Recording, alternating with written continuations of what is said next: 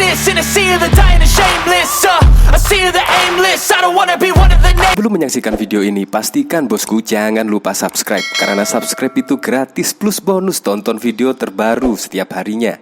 Jangan lupa ya. Nah, ini menurut saya agak lucu ya, seolah-olah Anies terkena jebakan Batman. Nah, di sini yaitu pada berita ini yaitu Anies Baswedan usai deklarasi siap jadi Capres 2024 di media asing nanti 16 Oktober saja. Nah, bahkan di sini Anies Baswedan sudah deklarasi siap jadi Capres 2024. Bahkan saat ini masih menjabat sebagai Gubernur DKI Jakarta. Nah, tetapi yang saya soroti, kita kan tahu ya, yang dekat dengan Anies Baswedan itu ya kurang lebih PKS, Nasdem, Demokrat. Nah, tetapi ini ada berita yang lucu sekali. Nah, di sini dari CNN, yaitu PKS enggan buru-buru deklarasi dukung Anies Baswedan Capres 2024. Kita ketahui kan 2 periode selama itu, yaitu PKS kekeh menjadi oposisi. Padahal kemarin PKS tidak mau lagi lah intinya menjadi oposisi dan kepengen jagoannya menang di Pilpres 2024. Makanya di sini PKS enggan buru-buru.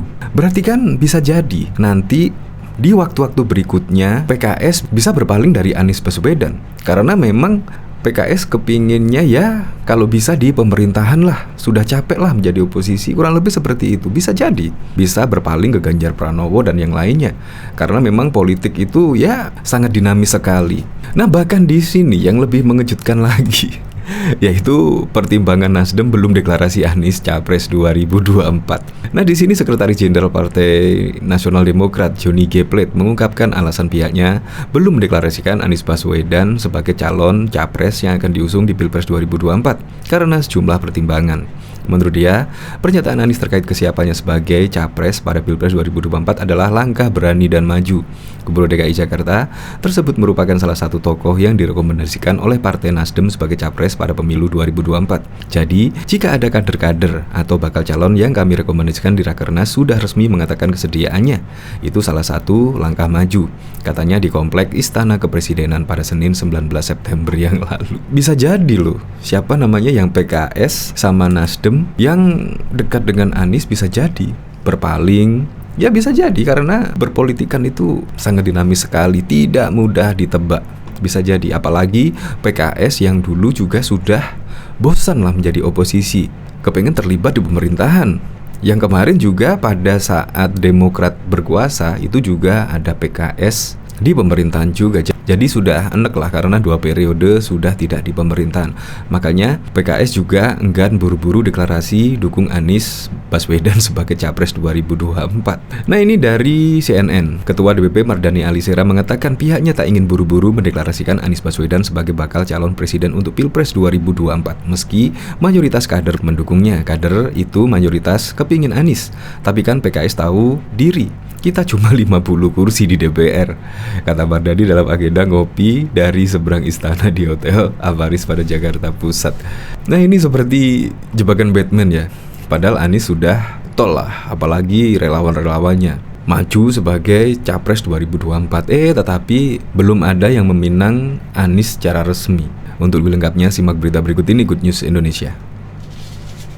Gubernur DKI Jakarta Anies Baswedan menyatakan kesiapannya maju sebagai calon presiden di pemilihan umum pemilu 2024 saat diwawancarai salah satu media asing kala bertandang ke Singapura. Namun Anies tetap bungkam saat dikonfirmasi terkait pernyataannya itu. Dia irit berkomentar dan meminta untuk menunggu hingga resmi berakhir masa jabatan sebagai orang nomor 1 DKI Jakarta pada 16 Oktober 2022. Oh, ini baru 16 September ini, kan 16 Oktober, nanti 16 Oktober saja ya, kata Anies di Mampang, Jakarta Selatan pada Jumat 16 September. Sebelumnya dikutip dari liputan6.com, dari TIP Time, Anies melakukan wawancara dengan Reuters. Anies Baswedan menyatakan kesiapannya maju sebagai calon presiden pada Pilpres 2024. Saya siap mencalonkan diri sebagai presiden jika sebuah partai mencalonkan saya, kata Anies kepada Reuters, seperti dikutip dari Taipei News, Jumat 16 September. Anies diketahui bakal berakhir masa jabatannya sebagai Gubernur DKI Jakarta pada 16 Oktober 2022 mendatang. Selama beberapa bulan belakangan, namanya selalu muncul dalam berbagai survei independen sebagai salah satu tokoh yang diperkirakan bakal mengikuti Pilpres 2024. Menanggapi hal tersebut, Anies mengatakan survei tersebut cukup mencengangkan lantaran ia belum berkampanye sebab masih menjabat sebagai orang nomor 1 di ibu kota. Menurut Anies, survei itu menunjukkan justru memberikan kredibilitas kepadanya. Survei yang tidak diminta ini terjadi bahkan sebelum masa kampanye. Saya pikir mereka memberi saya lebih banyak kredibilitas, kata Anies.